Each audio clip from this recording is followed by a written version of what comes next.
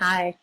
Just want to give students a couple of techniques for finding a good narrative topic for your paragraph or your essay. So under the assignment narrative paragraph, you're going to see some advice from previous students. You'll also see the instructions and several folders that will really help you move through this assignment and do well. Under how to find a good narrative topic, you're going to find an optional assignment. Optional means I can't award it any points, but it's something that would actually really help you do well in both the narrative paragraph and the narrative essay later on. So I strongly recommend downloading either the doc or the PDF. Either one is this form right here, and filling it out so you can actually start brainstorming some topics. So I'm going to show you what it looks like on my screen. The first thing that I did after I downloaded the form was I listed 10 things that had happened to me or that happened in my life. These are moments. It's really important when you're writing a narrative work for this assignment not to focus on your whole spring semester or your first year on a job or your first 6 months of marriage or the first 4 years of your child's life. We want to actually narrow that focus down to 1 day or less. So you're going to notice all the topics that I've listed, and these are real topics, unfortunately. They don't make me look good, but that's okay. These are all things that happen in 1 day or less. So yes, the day I was arrested for shoplifting, that's a one-time event. It happened once when I was 13 years old. Yeah, I told the principal off and walked out of high school and never came back. I was 16 years old. So with each of these topics, I put kind of what just what I'm summarizing it. These are not titles I would use on a paragraph or essay, but I'm just summarizing what was that thing that happened. And I've had students write on all sorts of interesting things. I've had students write on a sports injury or a car accident or the day they were went up and their mother got remarried and they got to walk up and all that kind of cool stuff. So we do want all the topics that you're brainstorming to be 1 day or less. So stay away from those giant autobiographical tales of all the things that ever happened to you. We want to actually scale this down.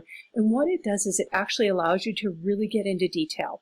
So my first step is just simply to make a list of those topics. That's great. I've got a list of topics. My next step, when I wrote these down, sometimes I'm putting the ones where I'm older, putting ones where I'm younger. So I don't really have them in youngest to oldest or oldest to youngest yet. I just have them listed so far. So I'm just putting them down on paper. The next thing I want to do is actually put them in time order. So I crossed out the number. Number 1 is when I was youngest. Number 2, I'm a little bit older. Number 3, I'm a little bit older. Number 10 is my oldest topic. I'm 38 years old. So that's how I want to do it. I did mine from young to old. You can do yours from old to young. That's fine. So that step number 2 is putting them in time order. The next step is to actually take all of those things and put them on a graph and then put a little line. It's sort of a weird thing. You're actually seeing your life graphed in up and down kind of way. It's really actually kind of cool. So my number one topic, my older sister almost died. So I would rate that as a -5. That actually scared me. I thought she was dead. It's pretty bad. So my number 1 topic, that's moment number 1. I put a -5, so I put a star there. You can put a circle, square, I don't really care. My number 2 topic is I flooded my mom and dad's house. Awkward. So it was bad, but I mean, it got fixed, so it wasn't that bad. That's my number 2 moment or 2 topic. And I rated that as a -2. My number 3 is when I was arrested for shoplifting. I actually didn't get charged, so I'm pretty glad about that. That's my number 3 topic or moment, and I put that as a -3. So you can see I'm working my way from 1 through 10. Each of those is matched up with 1, 2, 3, 4, 5, 6, 7, 8, 9, 10. And then I actually have plotted, is that a +5, which is like one of the best things that could ever happen to me, or was it a -5, like one of the worst things that could happen to me? The positive ones I think that I've listed there, number 8 and number 9, I got accepted to graduate school. Number 9, I got I think it was my master's. So those were like really positive moments. So they're way up at the top. And the kind of negative moments are way down here. So charting these actually helps me start to see these things that are kind of in the middle. I don't want to choose those for a narrative paragraph or an essay because I don't really care that much about them. No offense, but they didn't have a deep impact on me. They're just something that happened. I moved on. So when I'm choosing a topic, what I want to do is I want to go to the lowest lows or the highest highs and circle one of those and go back to my actual list and say, hey, is this something I think I remember enough details about that I could write about it?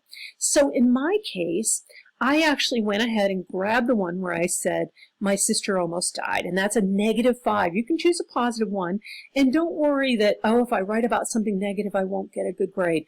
This is not about making your teacher happy or sad. I'm a very objective instructor. I've been teaching college since 1999, so I'm very well trained that something that's very negative and sad could still get an A+, as long as it's well written. So choose something that's either on the very lowest end of the scale or something that's on the highest end of the scale. Choose a topic. Thanks for listening.